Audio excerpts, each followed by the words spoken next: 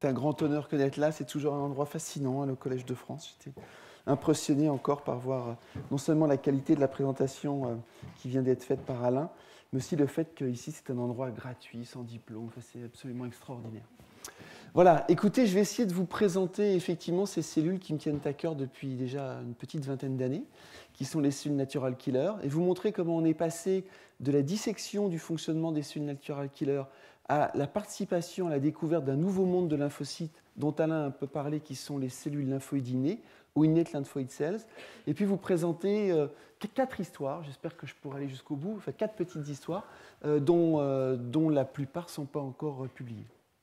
Donc, quelques mots d'introduction sur ces cellules natural killer. Donc, Alain les a présentées comme étant des lymphocytes. Effectivement, ce sont des lymphocytes qui sont des lymphocytes dits granuleux. Morphologiquement, c'est très difficile pour un anatomopathologiste de les distinguer de cellules T cytotoxiques. Elles contiennent des granules intracytotoxiques qui elles-mêmes contiennent des molécules qui vont induire la mort de certaines cellules qui vont leur servir de cible. Ces cellules donc peuvent être cytotoxiques comme je viens de le dire, mais elles peuvent aussi sécréter toute une série de cytokines, dont l'interféron gamma et le TNF-alpha pour celles qui sont les plus connues. Alors ces cellules NK sont effectivement impliquées, je vais vous le montrer, dans le contrôle de certaines pathologies virales. C'est d'autant plus vrai chez la souris, dans lequel on contrôle ces infections virales. Je vous montrerai, j'essaierai d'illustrer pourquoi c'est difficile de poser cette question-là chez l'homme. Elles sont aussi impliquées, et ça a été montré encore une fois chez la souris, dans le contrôle du développement tumoral, mais on peut essayer de les manipuler chez l'homme, et ça sera l'objet d'une des 4 histoires dont je vais vous parler. Et je ne reparlerai pas de ça, mais c'est quelque chose qui est absolument fascinant, c'est le fait que les cellules NK envahissent littéralement l'utérus en gestation, en particulier chez la femme, pendant le premier trimestre de gestation, cet utérus est envahi par les cellules NK. Et il y a certaines expériences qui tentent à prouver que les cellules NK sont importantes pour modifier le diamètre des artères spirales utérines. Vous savez que lors de la gestation, un des problèmes importants, c'est d'apporter du sang au fœtus, et ceci se passe en particulier par un remodelage des artères spirales utérines qui voient leur diamètre augmenter. Les cellules NK seraient indirectement ou directement impliquées dans ce remodelage. Donc je vais essentiellement vous parler de ces 2 fonctions-là. Il se trouve que, avant de rentrer plus dans le détail, je voulais juste mentionner aussi qu'il y a un thème émergent parmi ceux d'entre nous qui s'intéressent aux cellules NK. C'est le mauvais côté, entre guillemets, des cellules NK, c'est-à-dire la participation des cellules NK dans certaines lésions tissulaires. Alors, pour essayer de replacer les cellules NK dans une certaine physiologie immunitaire, il se trouve que les cellules NK ont cette particularité de pouvoir reconnaître des cellules, tout un tas de cellules qui ont comme seul caractère commun le fait d'être en situation de stress moléculaire qui peut être la conséquence d'altération du DNA, et donc en particulier présent lors de la transformation tumorale, mais aussi suite à des infections microbiennes, qu'elles soient d'origine fongique, bactérienne ou virale, mais aussi de stress physique ou chimique. Et il se trouve que ces cellules NK, bien que ce sont des lymphocytes, elles n'expriment pas de récepteur spécifique de l'antigène au sens où on l'entend quand on parle des lymphocytes T ou des lymphocytes B. Donc elles ne produisent pas d'anticorps, elles n'expriment pas de récepteur T spécifique de l'antigène. Elles sont par contre armées, et j'y reviendrai, d'une panoplie de récepteurs qui leur permettent justement de distinguer le bon grain, c'est-à-dire les cellules normales qu'elles vont épargner, de l'ivraie, c'est-à-dire ces cellules stressées, et qu'elles vont pouvoir reconnaître par l'intermédiaire de ces récepteurs. Et je voudrais juste signaler qu'elles peuvent reconnaître aussi ces cellules par l'intermédiaire d'anticorps, car les cellules NK expriment un récepteur Fc, c'est-à-dire une molécule qui permet de reconnaître les complexes humains, et c'est très important en particulier dans le traitement de certaines pathologies tumorales, où on sait que des anticorps thérapeutiques qui sont ciblés contre les cellules tumorales peuvent être ensuite reconnus par les cellules NK. Les cellules NK participent à l'élimination de ces cellules tumorales. Donc, comme je vous l'ai dit, une fois que les cellules NK peuvent reconnaître de manière sélective leurs cibles, elles peuvent induire la mort de ces cibles, et il se trouve que les débris qui sont produits lors de cette liste cellulaire ont été montrés par certains collègues comme participant à l'organisation de la réponse immunitaire adaptative qui s'ensuit, en particulier de la réponse T dans une orientation de type TH1. Par ailleurs, les CUNK produisent des cytokines, comme j'ai dit, en particulier le gamma-interféron, mais personne n'est parfait, et il se trouve que les CUNK sont complexes, bien évidemment, comme toutes les autres cellules, et dans certaines situations, eh bien, plutôt que de produire de l'interféron gamma, qui là aussi va orienter les cellules T vers une réponse de type TH1, eh bien, dans certaines autres situations, elles vont plutôt produire de l'IL-10, qui va faire exactement l'inverse, pour faire simple. Donc, vous voyez, cette dualité de fonctions, cytotoxicité et production de cytokines, et une participation non seulement comme première ligne de défense contre tout un tas d'agents, agents microbiens, processus tumoraux, mais aussi un rôle dans le façonnage, dans l'organisation de leur réponse immunitaire adaptative qui s'ensuit. Alors, du point de vue du développement, il se trouve que le monde était assez simple, on peut dire, il y a encore 5-6 ans, quand on considérait qu'il y avait des progéniteurs communs lymphoïdes qui pouvaient donner naissance aux cellules T. Vous voyez toute une série de cellules T d'un côté, des cellules T plutôt helper ou régulatrices, et puis des cellules T cytotoxiques, des cellules B également, et puis des CUNK qui étaient un peu mises sur le côté comme seul exemple de lymphocytes innés. Il se trouve qu'au laboratoire, on s'est posé la question de l'identification des cellules NK à travers les différentes espèces de mammifères. Et on s'est attaché à essayer donc d'identifier des gènes qui étaient spécifiques des cellules NK ou préférentiellement exprimés par les cellules NK, non seulement chez l'homme, mais aussi chez la souris. On a continué comme ça jusqu'à l'opossum.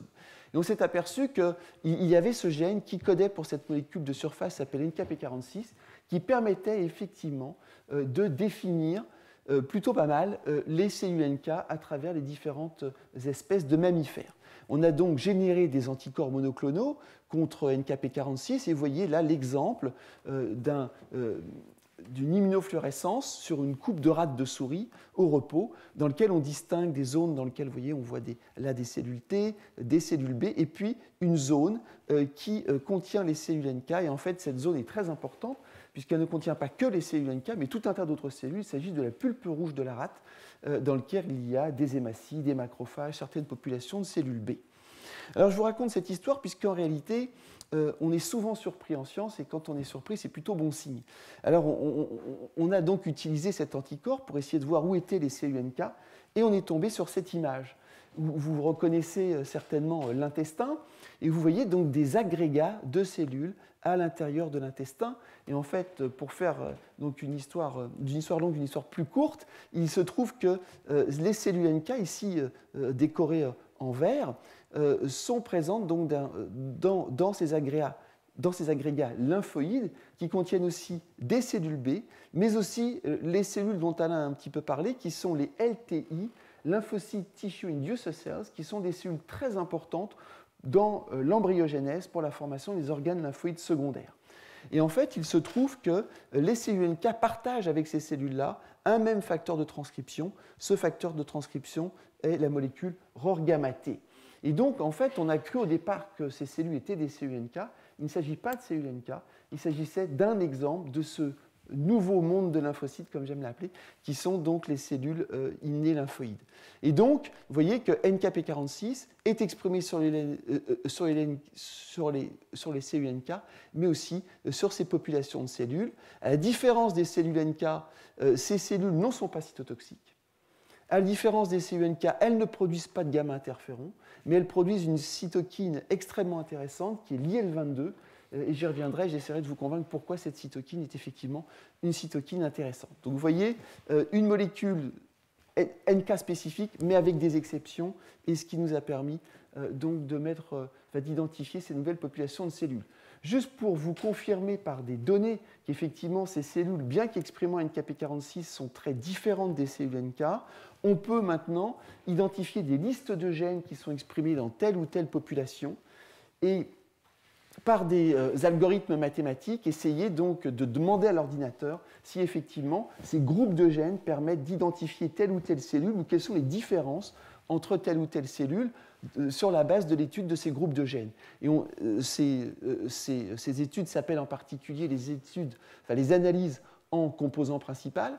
Et on s'aperçoit que les cellules NK, effectivement, vous voyez, sont très éloignées des cellules dont je viens de parler et qui sont ici.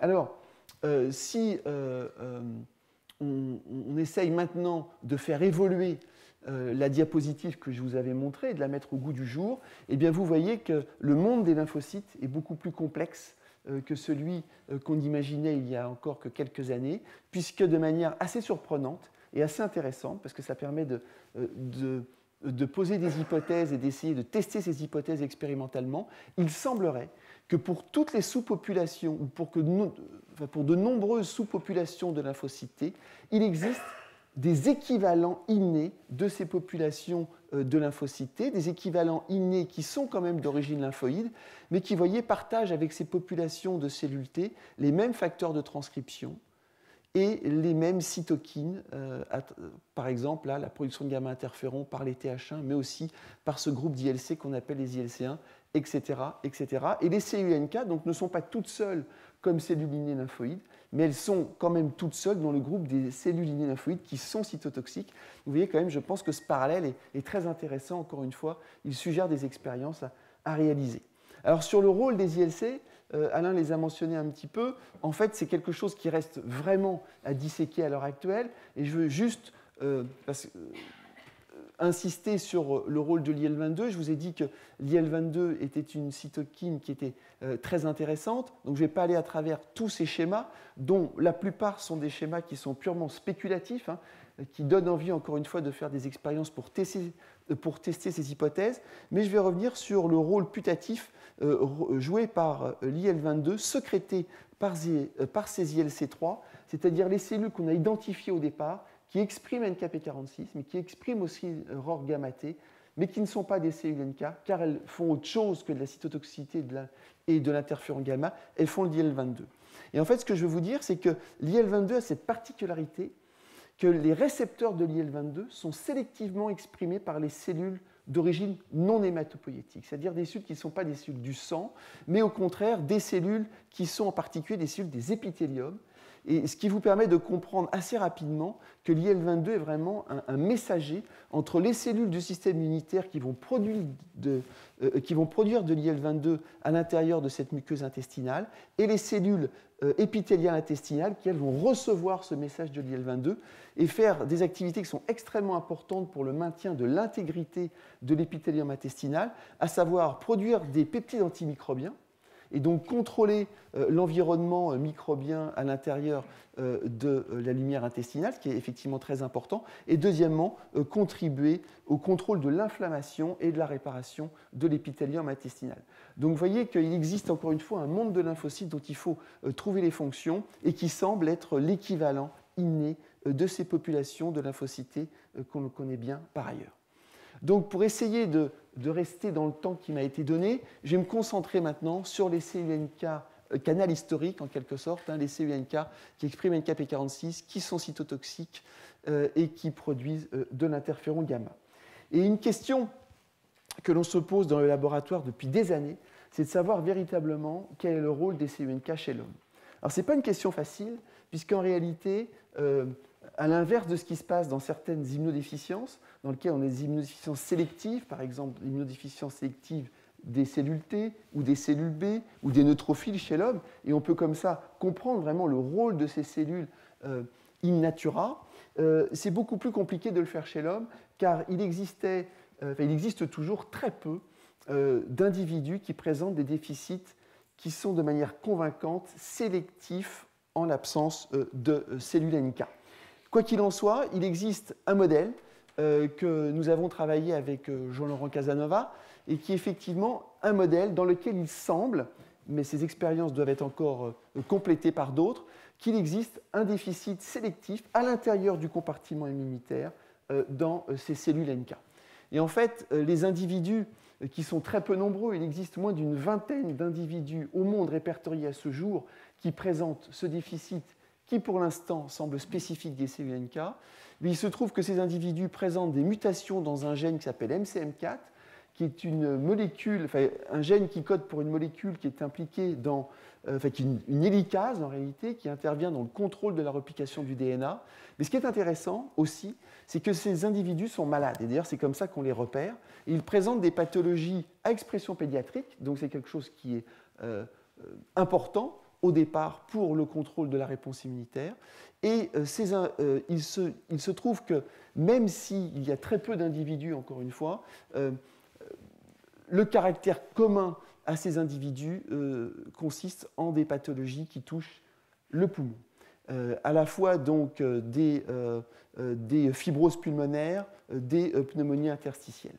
Donc ça nous donne une idée quand même peut-être du rôle préférentiel et peut-être non redondant que pourraient jouer les cellules NK dans le contrôle de certaines infections pulmonaires. Il se trouve que pour des questions dans lesquelles je ne vais pas rentrer, enfin pour des raisons dans lesquelles je ne vais pas rentrer, les examens médicaux qui sont associés à ces patients ont été très compliqués à recueillir et donc on reste un peu sur notre faim. Quoi qu'il en soit, je voudrais vous présenter aujourd'hui les résultats d'une autre étude qui a été faite à Paris en collaboration avec le groupe d'Eric Hossenhendler à l'hôpital Saint-Louis, dans lequel nous avons étudié une autre cohorte d'individus immunodéficients qui présentent, eux, une hypogammaglobulinémie. Donc, ils sont tous caractérisés par le fait de présenter, à des degrés divers, des symptômes liés à une immunodéficience qui est elle-même liée au fait qu'ils produisent peu d'immunoglobuline.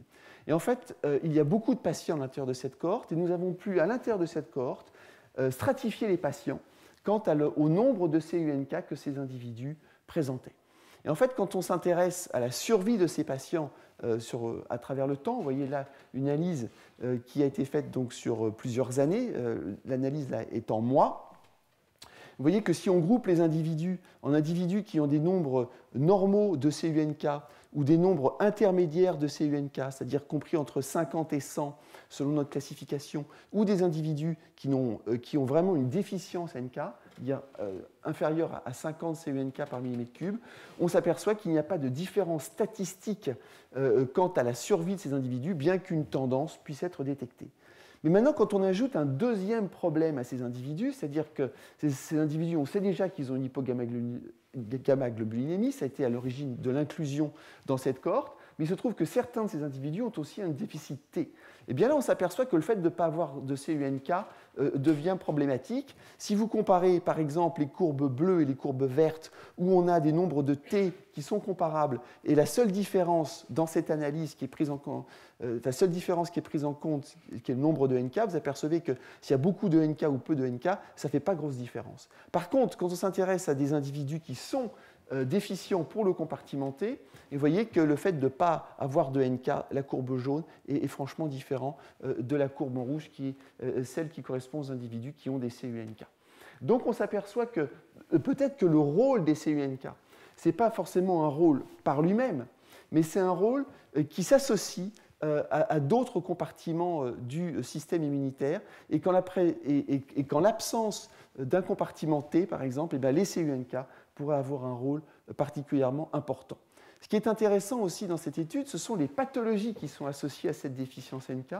Et on s'aperçoit que les pathologies qui sont mises en évidence, et c'est vraiment une analyse en cours, hein, ce sont des données qui ont été récupérées il y a moins d'un mois, on s'aperçoit que là aussi, on a un spectre particulier, un tropisme particulier pour les pathologies pulmonaires. Et quand on regarde maintenant, à la fois chez l'homme et chez la souris, où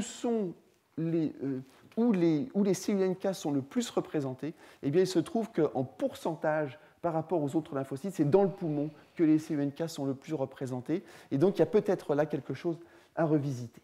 Donc, pour finir avec cette analyse qui est vraiment en cours, hein, je voulais juste vous dire que, premièrement, cette étude me semble intéressante parce qu'elle montre qu'effectivement, une déficience en CUNK peut conduire à des pathologies chez l'homme. C'est quelque chose qui n'est pas évident. Que deuxième surprise, me semble-t-il, c'est qu'on n'a pas une augmentation de l'incidence des pathologies virales comme on pouvait s'y attendre, en particulier à travers à travers de nombreuses études chez la souris, mais plutôt une tendance à une sensibilité particulière pour ces individus qui ont peu de CUNK dans des infections bactériennes avec un tropisme pulmonaire. Et donc, c'est quelque chose qui nous intéresse beaucoup et que l'on veut continuer. Donc, le message de cette première partie est qu'effectivement, les déficiences en NK, qu'elles soient sélectives ou pas, peuvent conduire à des pathologies chez l'homme. Alors, je vais maintenant essayer de vous montrer notre tentative d'accélérer le processus de génération de mutants qui pourrait être informatif quant à mieux comprendre le rôle des cellules NK in vivo.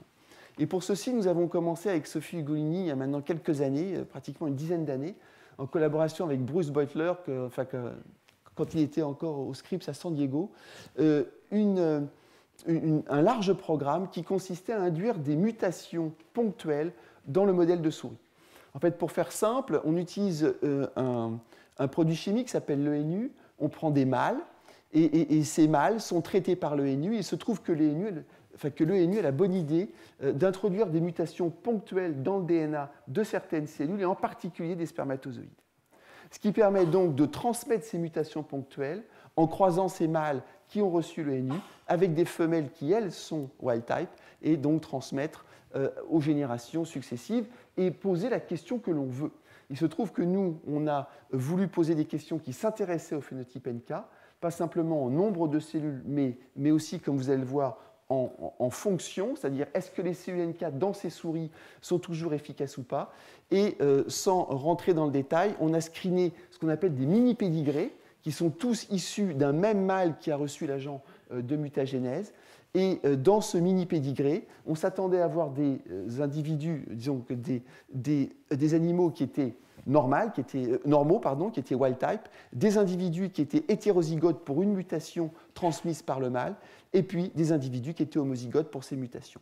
Et vous voyez ici l'exemple de mini-pédigré, où on a là, par exemple, simplement l'étude de la cytotoxicité des cellules NK d'une cohorte de souris normale. Vous voyez qu'il y a une certaine variabilité expérimentale classique en biologie. Vous voyez maintenant que, par exemple, dans ces mini-pédigrés 148, 232 ou 197, vous avez une hétérogénéité de la réponse des cellules NK. Chaque point correspond à l'activité des cellules NK d'une souris donnée. Et ce qui est intéressant, c'est que dans ce qui est entouré ici, vous avez donc ce que nous, on considère comme étant anormal, et que la fréquence d'apparition de ces animaux anormaux correspond à une transmission mendélienne d'un caractère donc monogénique, récessif et non lié au sexe. Et il se trouve que nous avons testé plus de 4000 souris. De manière intéressante, je peux signaler qu'on n'en a retenu que 6, ce qui semble donc effectivement un rendement assez mauvais en réalité, mais du point de vue de la science, ça a été très intéressant parce que chacune de ces 6 mutations nous a appris vraiment beaucoup sur le fonctionnement des cellules NK. Et j'aimerais maintenant décrire pour vous cette mutation 148, où vous voyez qu'effectivement, il y a une fraction des animaux qui ont une activité NK qui est basse. En fait, ces animaux ont une particularité d'abord au niveau du pelage, ils deviennent progressivement blancs. D'où le nom de la mutation qu'on a appelée Wattels en référence à un acteur qui vend du café. Vous voyez qu'au cours du temps, effectivement, ces souris qui étaient noires au départ, toutes les souris sont noires, vous voyez que progressivement, elles acquièrent des poils blancs. Cette souris, donc, était noire à la naissance. Bon, ce n'est pas ce qui nous a passionné le plus, mais en fait, ça nous a permis de les repérer, car de manière intéressante, les souris blanches, qui étaient noires au départ, était aussi caractérisée par une absence de lymphocytes, comme vous pouvez le voir ici. Et donc, en séquençant le génome de ces souris, par des techniques maintenant de deep sequencing, on a pu identifier la mutation. Et c'est une mutation qui n'avait jamais été décrite dans un gène qui, lui, est très connu, qui est le gène donc, BCL2, qui code pour cette protéine, qui est une protéine anti-apoptotique. C'est une molécule dont la présence va essayer de bloquer la mort cellulaire par apoptose. Il se trouve que cette molécule BCL2 a plusieurs domaines qui sont identifiés, un domaine BH4 en particulier, et il se trouve que la mutation ponctuelle induite par l'ENU au départ induit cette mutation, qui est une mutation extrêmement signifiante entre une tyrosine et une cystéine. La conséquence de cette mutation, et pour des raisons qui restent obscures pour nous, c'est qu'il n'y a absolument pas de protéine qui peut être détectée par les techniques classiques que nous avons utilisées, par immunoblotting ou par cytométrie intracitoplasmique, et ceci à l'intérieur des lymphocytes. Et donc l'absence de BCL2 dans ces lymphocytes se traduit par une lymphopénie, une panlymphopénie qui intéresse à la fois les compartiments NK, comme vous pouvez le voir ici, CD8 ou CD4 ou cellules B. Alors, en s'intéressant plus particulièrement sur les cellules NK, on a voulu savoir à quel stade du développement il y avait pu avoir un impact de cette molécule BCL2. Vous voyez représentées ici différentes étapes du développement des cellules NK tels qu'on les caractérise chez la souris, grâce à deux marqueurs qui sont CD27 et CD11B. Pour faire court, le parcours des NK, c'est celui-là, donc avec acquisition séquentielle de ces marqueurs qui nous permettent d'identifier à quel stade du développement on est. Ben, comme vous pouvez le voir sur cette diapositive, il existe clairement un blocage qui n'est pas complet, mais qui est partiel et très signifiant. Donc, du passage de ce compartiment-là à ce compartiment-là, vous pouvez apprécier qu'effectivement, dans ce mutant BCL2, what else, il y a donc beaucoup moins de passage des cellules de ce stade-là à ce stade-là, et c'est accompagné par un déficit en autres marqueurs également. Du point de vue fonctionnel, ce qui était remarquable, c'est que bien qu'on ait une lymphopénie, ces cellules n'arrêtent pas de proliférer. En fait, on peut le voir grâce à un marquage qui s'appelle, grâce à un marqueur qui s'appelle KI67. Et vous voyez que quand on compare des cellules NK issues d'une cellule normale, parentale, par rapport à des cellules NK issues d'une cellule d'une souris mutante, pardon, vous voyez qu'à chaque fois, il y a beaucoup plus de prolifération, encore une fois, vu par ce marqueur. C'est vrai aussi par des marquages au BRDU. Et pour finir cette analyse, quand on met des cellules NK en culture, en comparant encore une fois des cellules NK issues de souris normales par rapport aux souris mutantes, on s'aperçoit qu'on peut induire une prolifération, mais à la fin, il y a beaucoup moins de cellules dans ces animaux issus de ces cultures qui proviennent des animaux mutants par rapport aux animaux parentaux. Vous pouvez voir donc la différence. Donc pour faire court, et je n'ai pas le temps de vous montrer toutes les datas, mais en réalité, cette mutation nous a permis de mettre en évidence un point important dans la maturation des cellules NK qui consiste dans la prolifération.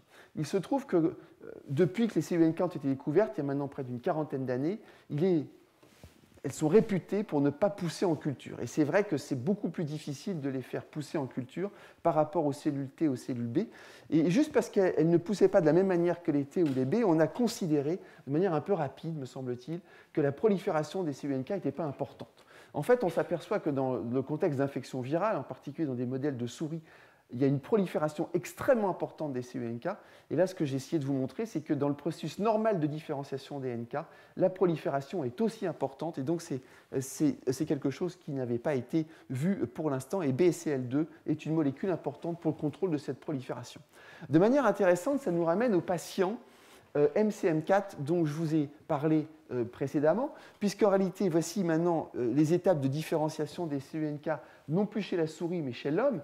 Et on s'aperçoit en fait qu'en étudiant ces patients qui étaient déficients pour MCM4, on avait un blocage qui est représenté ici, et justement un blocage dans des étapes qui semblent exactement similaires, correspondre à celles dont j'ai décrit pour le mutant BCL2 chez la souris, à savoir que là aussi, dans ce modèle d'immunodéficience NK chez l'homme, la prolifération, puisque MCM4 est un gène qui va contrôler la prolifération des cellules, semble importante. Donc le deuxième message que je voulais vous présenter, c'est celui-là, c'est qu'effectivement, le développement NK est associé à une prolifération, une division de ces cellules, et c'est quelque chose qui n'avait pas été mis en évidence pour l'instant. Alors, comme Alain l'a dit gentiment dans son introduction, depuis maintenant une quinzaine d'années, on s'est posé la question de savoir si on pouvait essayer de manipuler les cellules NK pour développer de nouveaux traitements dans le cancer.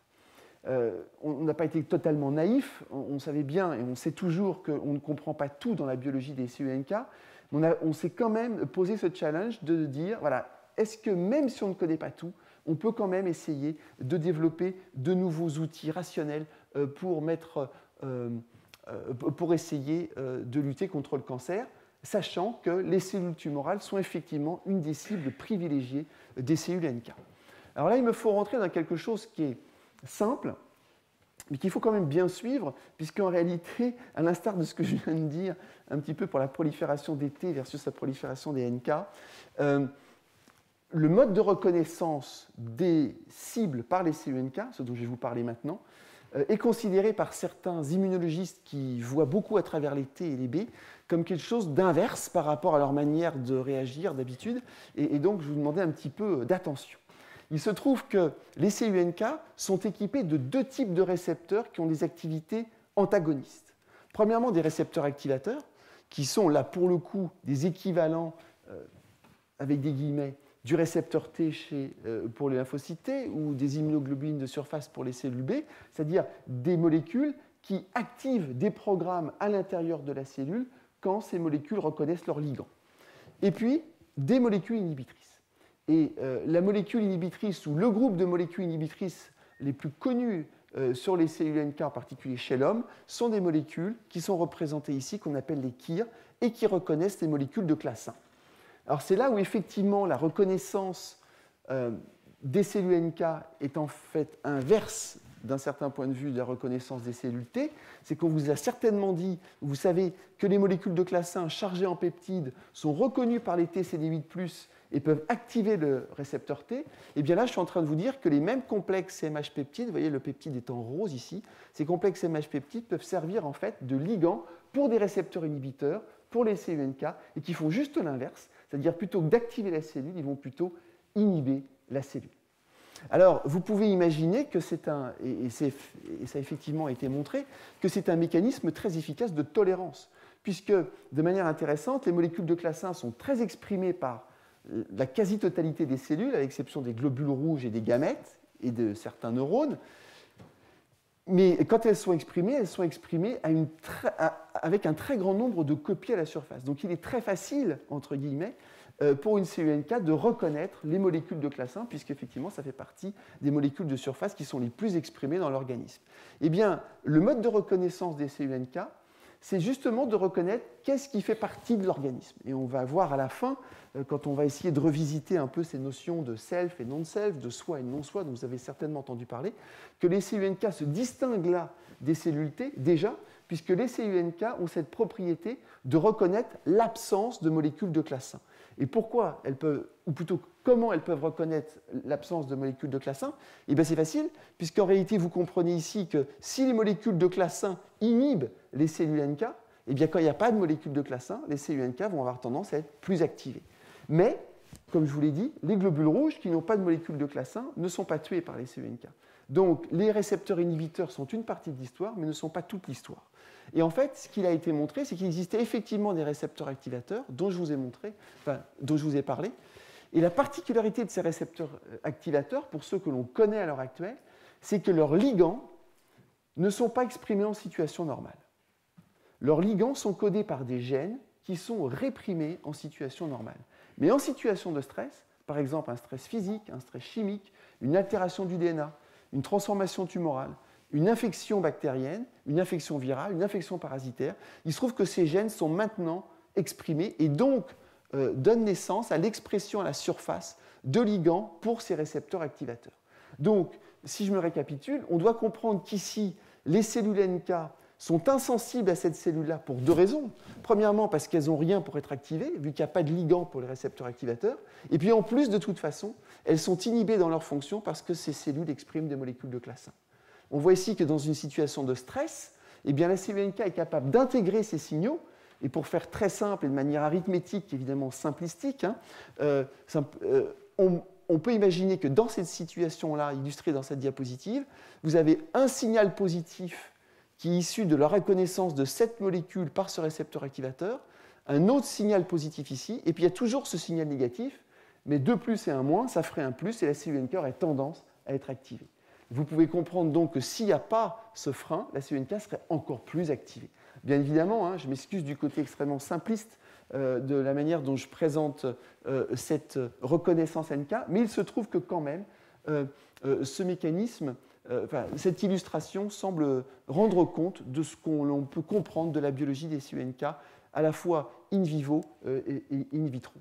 Donc, en conclusion de ces mécanismes de reconnaissance NK, ce que j'ai essayé de vous dire, c'est que les cellules NK, dans une situation normale, steady state, sont bloquées, elles sont tolérantes aux cellules du même organisme, ce qui fait effectivement beaucoup de sens, que ceci se passe de deux manières différentes, premièrement parce qu'il n'y a pas beaucoup de ligands pour les activer, il n'y a pas beaucoup de ligands pour ces récepteurs activateurs, et qu'au contraire, il y a plutôt beaucoup de ligands, qui sont les molécules de classe 1, pour des récepteurs inhibiteurs.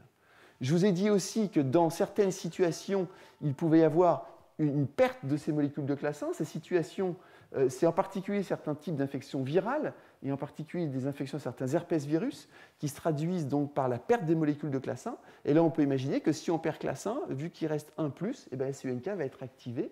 Et dans d'autres situations, les molécules de classe 1 sont toujours là, mais il y a une surexpression des molécules qui servent de ligand récepteur activateur. C'est ce qu'on appelle dans notre jargon le stress induced self et qui permet aussi l'activité des CUNK.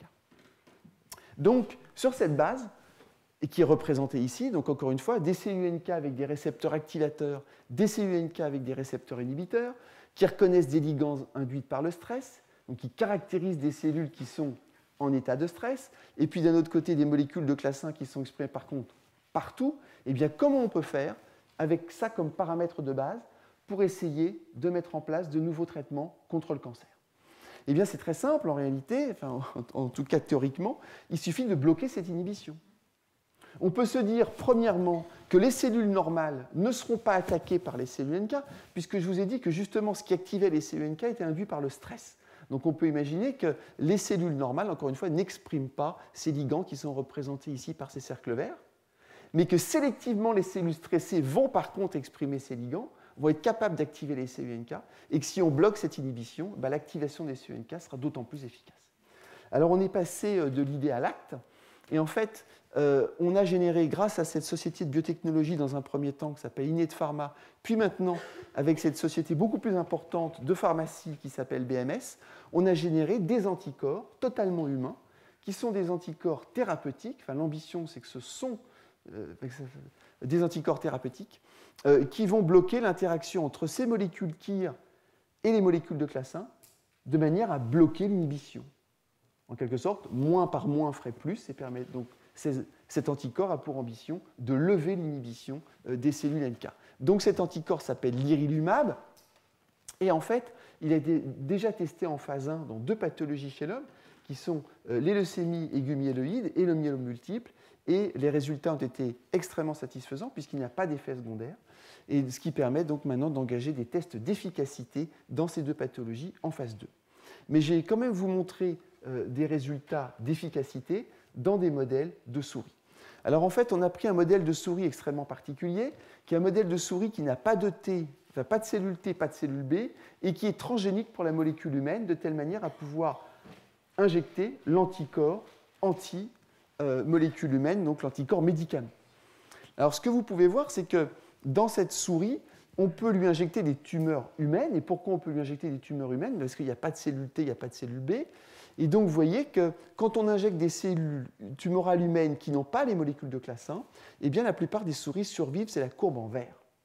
Il se trouve que cette survie est totalement NK dépendante, puisque maintenant, quand on injecte la même cellule tumorale humaine, qui encore une fois n'a pas les molécules de classe 1, mais qu'on enlève les NK à l'intérieur de la souris, vous voyez que toutes les souris meurent, et elles meurent en 40 jours. C'est pour vous donner une idée de la force quand même des cellules NK, dans la limite de ce modèle animal, bien évidemment, quant au contrôle des pathologies tumorales. Maintenant, regardez ce qui se passe quand on exprime la molécule HLA-CW3, qui est une molécule HLA de classe 1, qui sert donc de ligand pour un récepteur inhibiteur, le récepteur ici transgénique KIR. Mais vous voyez que toutes les souris meurent, comme s'il n'y avait pas de cellules NK. En fait, il y a toujours des cellules NK, c'est juste qu'elles sont totalement inhibées par cette interaction-là. Donc là, encore une fois, dans la limite de ce modèle expérimental, il se trouve quand même, c'est un modèle qui prouve la force de cette inhibition. Alors c'est évidemment un très bon modèle pour tester l'anti-KIR, puisque la prédiction est que maintenant, si on bloque cette interaction, est-ce qu'on va se retrouver dans une situation équivalente à celle-là, c'est-à-dire que toutes les souris sont guéries? Je pense que je ne vous montrerai pas la diapo si ce n'était pas le cas. Donc en fait, oui, ça marche. Et vous voyez qu'ici, dans ce cadre expérimental, dans lequel effectivement on a injecté une tumeur humaine exprimant des molécules de classe 1 à très haut niveau, toutes les souris meurent, sauf si on bloque cette interaction par l'intermédiaire de l'anticorps médicament l'irilumab.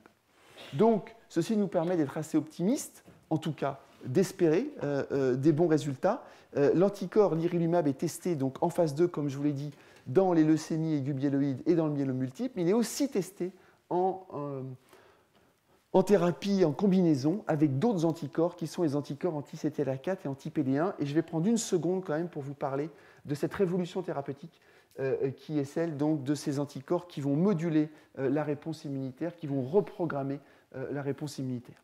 En fait, il se trouve qu'on vit en ce moment une révolution, encore une fois, dans la prise en charge de certains cancers, en particulier des tumeurs solides métastatiques. Et quand je parle de ces tumeurs solides, je parle essentiellement du mélanome, du cancer de la prostate et de certains cancers du poumon. Eh bien, il se trouve que, comme vous le savez, malheureusement, dans ces pathologies sont pour la plupart gravissimes quand elles sont métastatiques, et quand elles sont métastatiques au diagnostic, généralement, l'espérance de vie est malheureusement pas très bon. Voyez les résultats qui ont été obtenus maintenant en essayant de reprogrammer le système immunitaire avec des anticorps qui ne vont pas du tout cibler la cellule tumorale, mais qui vont cibler les cellules T, de telle manière, à l'instar de ce que je vous ai dit pour les cellules NK, inhiber l'inhibition. Et quand on inhibe l'inhibition des cellules T, eh bien, voyez ce qu'on obtient comme résultat en monothérapie avec l'anti-CTLA4 ou avec l'anti-PD1, ou en combinaison thérapie avec ces deux anticorps. Et d'ailleurs, l'anti-PD1 aussi est très efficace.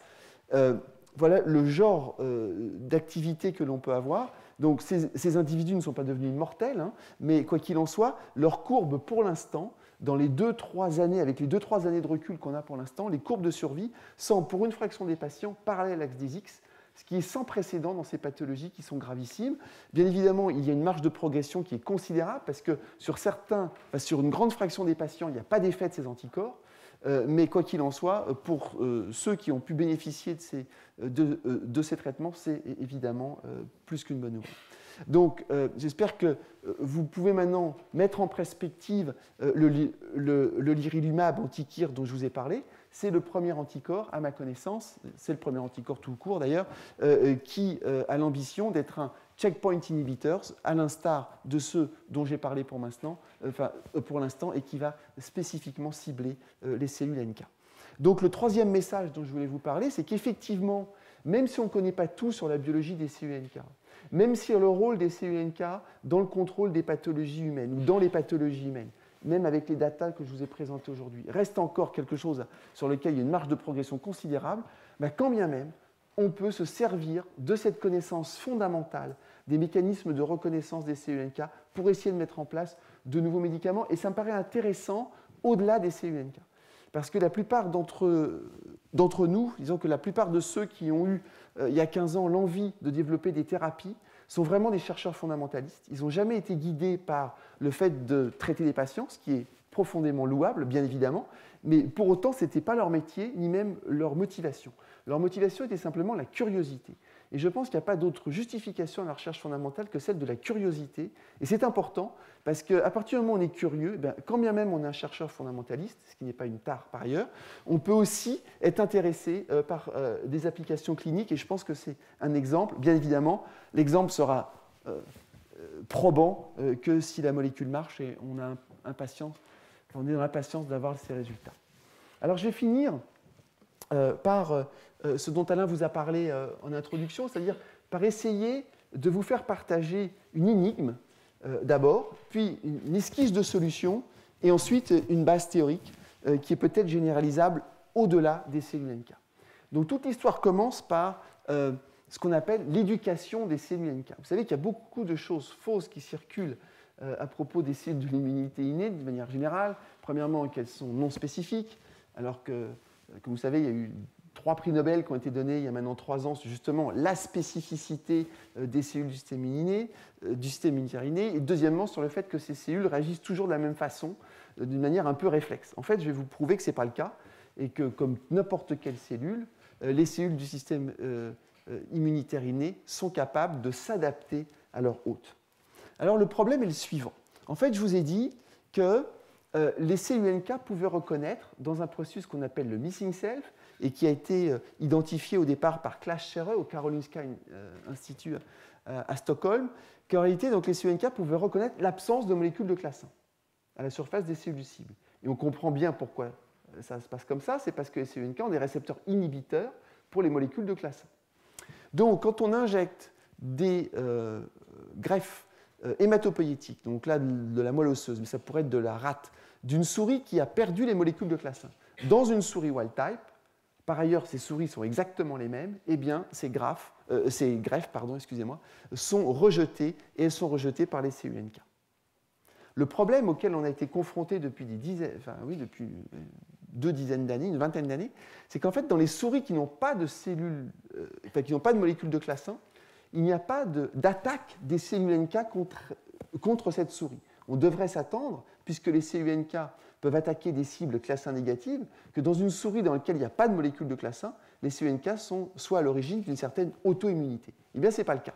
Donc ça prouve déjà que les cellules NK, si elles sont présentes dans ces souris, sont capables de s'adapter. Et effectivement, elles sont présentes. Elles sont présentes non seulement dans plusieurs modèles de classe 1 déficience, mais elles sont aussi présentes chez les chez la dizaine de patients répertoriés à ma connaissance à travers le monde et qui sont aussi classe 1 déficients. Ces patients présentent des pathologies, mais qui n'ont rien à voir, autant qu'on puisse le comprendre, avec une activité NK.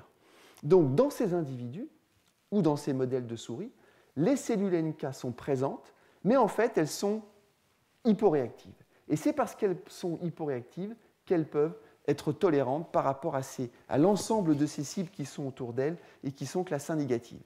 Et en fait, le travail de nombreux groupes à travers le monde a conduit à ce schéma extrêmement simple. Et le schéma est le suivant. Le schéma est qu'en fin de compte, les cellules NK qui peuvent reconnaître les molécules de classe 1 qui se trouvent, ça s'appelait H2B chez la souris, ou chez cette souris-là, et les récepteurs inhibiteurs qui correspondent, ça s'appelle Y49, et bien quand les cellules NK reconnaissent les molécules de classe 1 qui sont exprimées à l'intérieur de l'organisme dans lequel elles sont, par l'intermédiaire de leurs récepteurs inhibiteurs, les cellules NK ensuite sont capables d'être très activables. Comme vous voyez ici, elles induisent un flux calcique, elles produisent des cytokines comme du gamma-interféron. Mais que dans les situations dans lesquelles les cellules NK ont bien des récepteurs pour reconnaître les molécules de classe 1, mais qu'il n'y a pas de classe 1 en face, à ce moment-là, on dit que les cellules NK ne sont pas éduquées par les molécules de classe 1, qu'elles n'ont pas pu reconnaître puisqu'il n'a jamais été là, et il se trouve que la conséquence, c'est leur hyporéactivité dont je vous ai parlé. Donc, ce que je suis en train de vous dire, en fait, n'est pas totalement anodin, parce que je vous ai dit au départ que la perte de classe 1 permettait en fin de compte de rendre une cible sensible aux cellules NK, alors que, donc, c'est ce que j'ai représenté là, en disant qu'en fait, la perte soudaine des molécules de classe 1 était responsable de l'activation des cellules NK. On prend une cellule NK, on lui met une cible classe 1 négative, elle va la tuer. Par contre, je suis en train de vous dire que quand une cellule NK est élevée, éduquée, dans un environnement dans lequel il n'y a pas de classe 1, donc la perte chronique de classe 1, en réalité, je ne fais que changer les mots, mais c'est la même chose, eh bien, ça conduit à l'inverse, ça conduit à l'hyporéactivité des cellules NK. Donc le temps a de l'importance. Et c'est une notion qui nous paraît absolument fondamentale. Donc, cette diapositive juste récapitule ce que je viens de vous dire. Donc, il existe des propriétés adaptatrices ou d'adaptation des cellules NK à leur hôte, ce qui n'est pas un scoop en soi-même, sauf qu'on distingue l'immunité innée par rapport à l'immunité adaptative, donc il y a un problème de terminologie qui me semble majeur, c'est un autre problème. Et donc, la question qu'on s'est posée, c'est quels sont les mécanismes. Donc, je vais aller très vite, parce que je vois que je n'ai plus beaucoup de temps, mais en fait, c'est extrêmement simple. Il se trouve que les récepteurs inhibiteurs qui reconnaissent ces molécules de classe 1, donc là, la cellule NK est là, en bas, les récepteurs à classe 1 sont là, et la cellule cible est en face avec ces molécules de classe 1. Eh bien, ces récepteurs inhibiteurs qui reconnaissent classe 1, ils ont un motif ITIM qui a été montré comme pouvant initier plusieurs voies de transduction complètement différentes. Premièrement, une tyrosine phosphatase plutôt inhibitrice, je vais très vite, s'appelle SHP1. Une tyrosine phosphatase plutôt activatrice, je vais vraiment très vite, s'appelle SHP2. Et puis, une autre voie complètement différente qui implique c-Abl et CRAC. Donc, étant donné qu'il a été montré que la reconnaissance des molécules de classe 1 par les récepteurs inhibiteurs était très importante pour l'éducation, on a voulu disséquer moléculairement quelles étaient les molécules, SHP1 ou SHP2 ou c-Abl ou CRAC, qui étaient vraiment impliquées dans ce phénomène.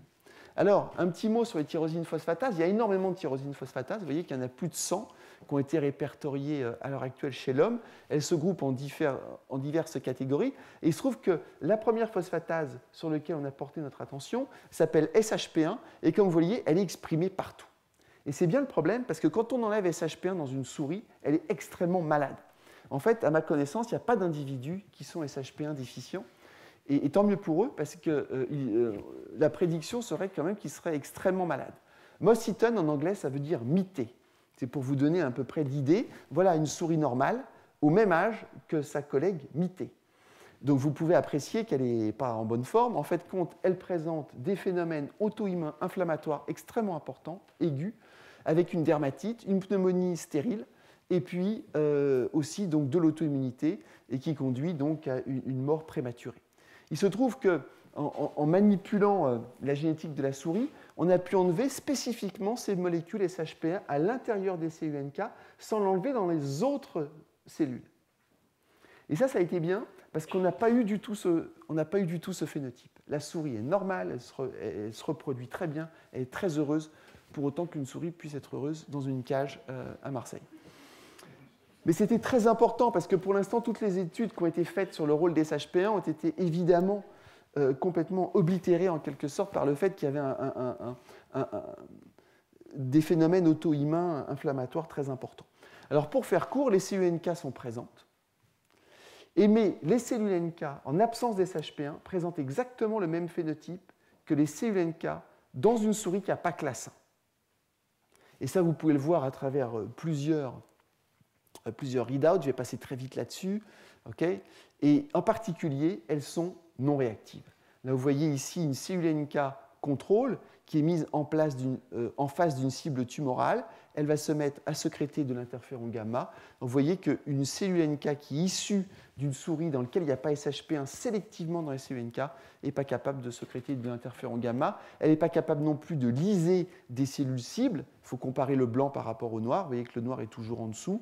Et puis, là, vous voyez le développement tumoral à l'intérieur d'une souris. Il s'agit de vidéos, en fait, de bioluminescence, d'images de bioluminescence. Vous voyez là, le développement tumoral dans des souris contrôle est extrêmement limité. Plus c'est jaune, plus c'est rouge, plus ça prolifère. Je parle des cellules tumorales. Et vous voyez que ce qui se passe dans 5 souris qui sont déficientes en SHP1.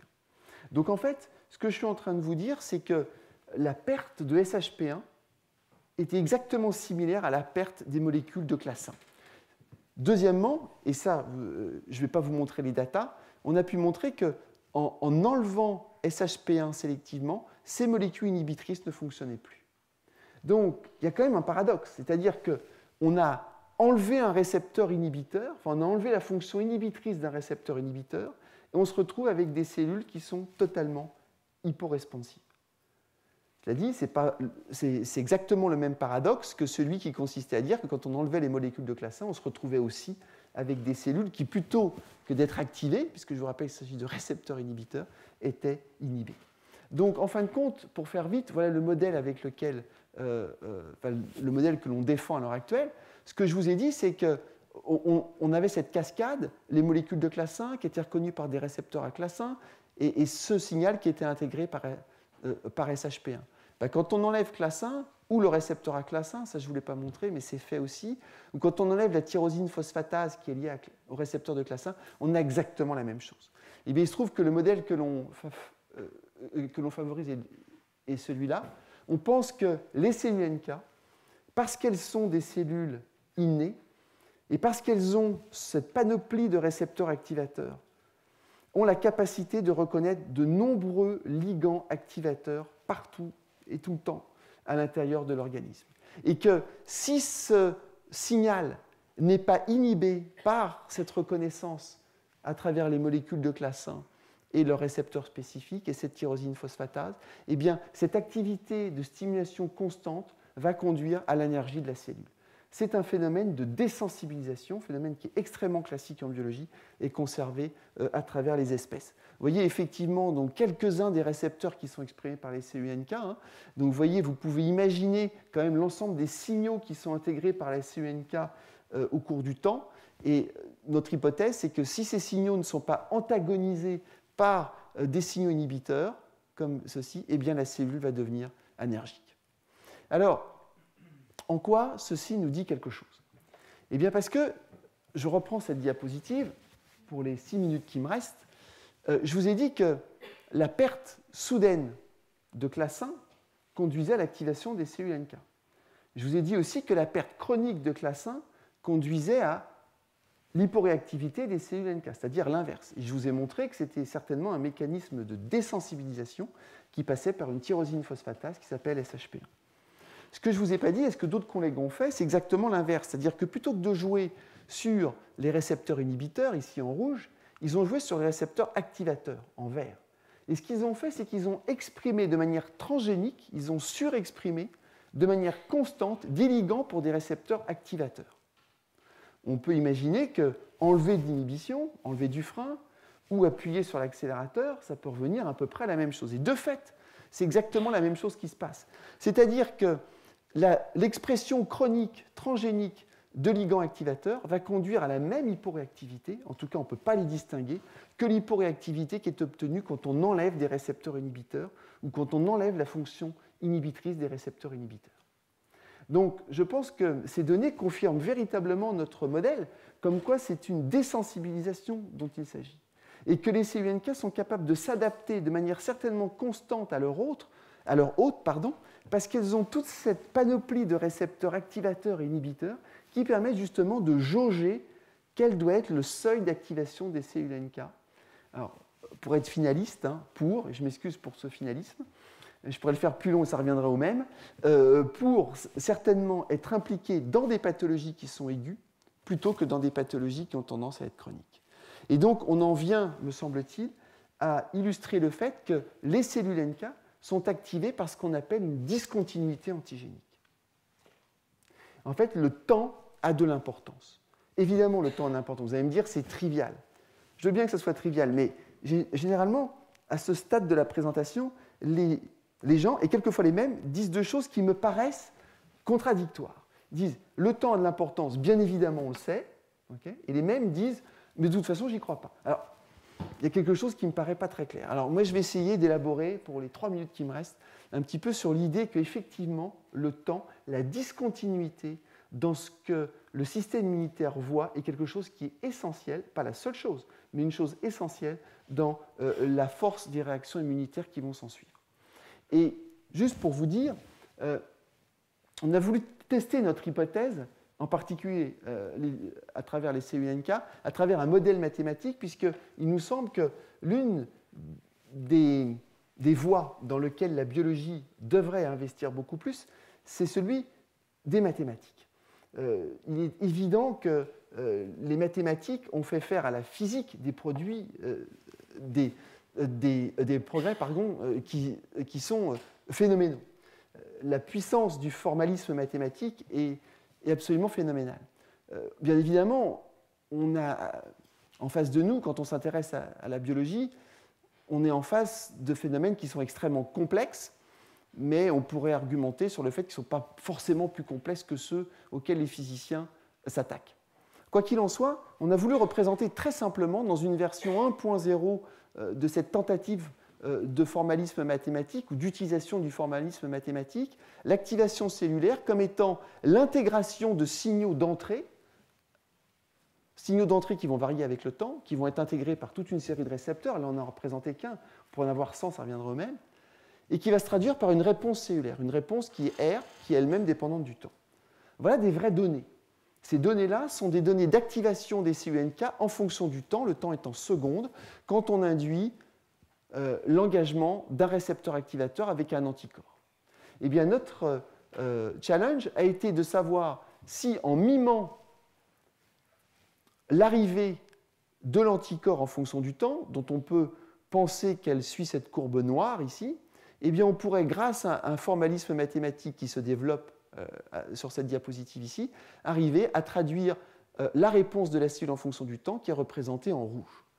Donc, si on est d'accord que l'arrivée de l'anticorps en fonction du temps a cette forme, vous voyez qu'on est loin, si on considère que la réponse cellulaire est juste une fonction de l'arrivée de l'anticorps en fonction du temps, on est loin du résultat, puisque je vous rappelle que le résultat expérimental est en gris, et là, le résultat qu'on aurait est en rouge, et on est quand même loin de l'affaire.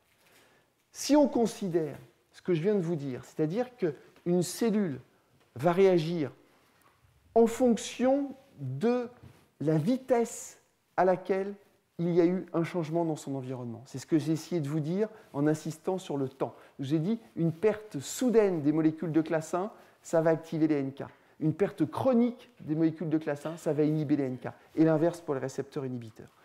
Pour les récepteurs activateurs. Sans rentrer dans le détail du formalisme mathématique, tout ce qu'on a fait ici, c'est de dire ce qui est important, ce n'est pas tellement de considérer la concentration d'un antigène à un temps donné pour prédire quelle va être la réponse cellulaire, mais c'est la variation de la concentration de l'antigène à ce temps-là. C'est-à-dire, ce n'est pas la valeur absolue de la concentration de l'antigène, mais c'est la dérivée de cette courbe qui représente la variation de l'antigène en fonction du temps. Et quand on fait ça, on arrive effectivement à avoir cette courbe rouge. Vous voyez qu'elle correspond pas mal aux données expérimentales. Donc, je suis désolé, j'ai dépassé du... Est-ce que je peux encore prendre 2 minutes? Donc, il se trouve que, vous avez bien compris, notre ambition, ce n'est pas de dire cette théorie qu'on va appeler la théorie de la discontinuité rend compte de l'ensemble de la réponse immunitaire. Simplement pour vous dire, cette théorie qu'on appelle la théorie de la discontinuité est basée sur des faits, est basée sur des datas. Ces datas sont celles que l'on a pu extirper de la dissection de la biologie des CUNK à travers certaines expériences que j'ai représentées ici. Il se trouve que ça a été, cette théorie, comme d'autres d'ailleurs, à l'origine d'un colloque qui s'est déroulé pendant ces derniers jours, d'ailleurs il est en train de se finir maintenant, pas très loin, à la Sorbonne, où justement la question était celle du self. Vous savez que l'ensemble de notre pensée, enfin une grande partie de notre pensée, qui permet quand même d'avoir un cadre théorique pour l'organisation de la réponse immunitaire, c'est de considérer très simplement que la réponse immunitaire, c'est quelque chose qui va être tolérant au self, c'est-à-dire qu'il ne va pas y avoir de réponse immunitaire contre le self, et au contraire, qu'il va y avoir une réponse immunitaire qui est orientée sur le non-self, le non-self étant défini par l'opposé du self, c'est-à-dire tout ce qui n'est pas self serait le non-self. Bon, il y a énormément d'exceptions à cette soi-disant règle du self et du non-self, et ce qu'on veut simplement dire, nous, c'est que, bien évidemment, il y a une importance du façonnage des structures de reconnaissance. Comme Alain l'a dit lors de sa leçon, il existe des récepteurs, par exemple les toll-like récepteurs, qui reconnaissent des produits microbiens. Donc effectivement, c'est assez tentant de spéculer qu'il y a eu une coévolution entre ces récepteurs de reconnaissance et les microbes. Mais par ailleurs, ce que nous essayons de défendre à travers la dissection de l'activation des CUNK, c'est que le temps d'apparition, la vitesse d'apparition de ces antigènes au sens large à l'intérieur d'un organisme est un paramètre extrêmement crucial pour l'apparition de la réponse immunitaire. Et d'ailleurs, il y a beaucoup d'expériences qui montrent que l'induction très lente d'un antigène dans un organisme ne conduit pas à une réponse immunitaire, alors que l'introduction de la même quantité d'antigène de manière brusque conduit à une réponse immunitaire. Bien évidemment, il reste beaucoup de choses à analyser. Simplement, tout ce qu'on veut dire avec cette théorie, c'est que, premièrement, elle n'est pas complètement nouvelle. D'ailleurs, il y a une publication majeure de Grossman et Paul qui va exactement dans ce sens, et qui dit que ce qui est important, ce n'est pas la quantité d'antigènes perçus par une cellule du système immunitaire à un moment donné, mais la variation de cette quantité d'antigènes en fonction du temps. C'est ça qui est un paramètre qui est très important. Et voilà. Et je pense que je vais finir là. Donc, juste pour vous dire que cette théorie a été proposée dans un essai dans cette revue. Il y a aussi donc, des articles dans Le Monde qui se sont intéressés à ça. Et je pense qu'il y a des prédictions intéressantes, mais je n'ai vraiment pas le temps de vous en parler. Donc, en conclusion, j'ai essayé de vous dire que les CUN4 étaient des cellules intéressantes, qu'il y avait véritablement un domaine sur lequel on devait progresser, mais on a des données nouvelles qui nous permettent, je pense, d'entrevoir une piste, mais qu'a priori, les cellules, qu'a priori, donc, les déficiences en CUNK sont associées à des pathologies chez l'homme, que le développement NK est associé à une division, alors que ça n'avait jamais été mis en évidence, qu'on peut manipuler les CUNK dans le cadre de certaines pathologies tumorales grâce à des anticorps qui bloquent les récepteurs inhibiteurs, et que ça fait partie d'un cadre plus général qui est celle de la révolution de la prise en charge des pathologies métastatiques grâce à ces anticorps qu'on appelle des checkpoint inhibiteurs. Et puis j'ai essayé de vous dire aussi que les CUNK, bien que faisant partie du système immunitaire inné, avaient des capacités adaptatives et qu'on pouvait peut-être en tirer quelque chose sur l'organisation générale de la réponse immunitaire avec cette théorie de la discontinuité. Je voudrais finir par remercier les personnes du laboratoire et nos collaborateurs et surtout ceux qui nous financent. Merci beaucoup.